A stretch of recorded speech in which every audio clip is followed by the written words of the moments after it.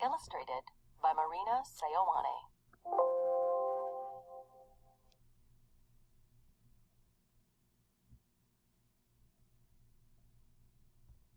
Necessary gardens. Libraries are necessary gardens, unsurpassed at growing excitement. J. Patrick Lewis. Necessary. If something is necessary, it is needed and you can't do without it. Unsurpassed.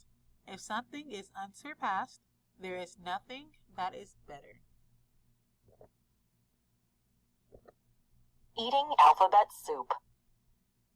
My advice to the tablespoon slurper: beware what you do with that scoop. The capitals, sir, can cause quite a stir in a bowlful of alphabet soup. While K, Z, and B do the backstroke across this hot, steamy lagoon, the fun-loving vowels may want tiny towels to dry themselves off on the spoon. But when letters go swimming together, in sentences nothing can beat the pleasure of reading the food that you're eating. So dive in and bon appetit. J. Patrick Lewis. Stir. If you cause a stir, you create a strong feeling, such as excitement or shock.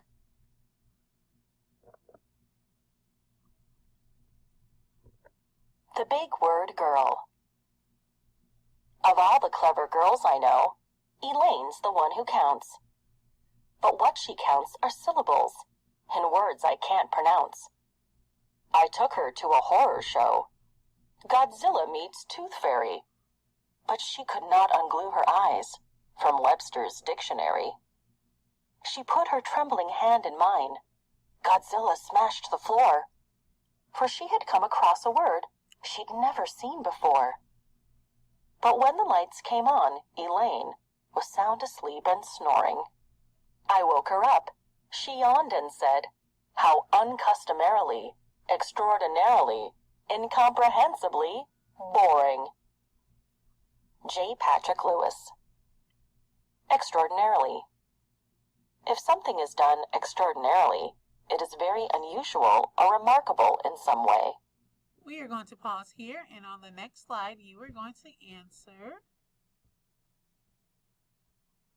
what are some of the ways that Elaine is unusual? This is from The Big Word Girl on page 365.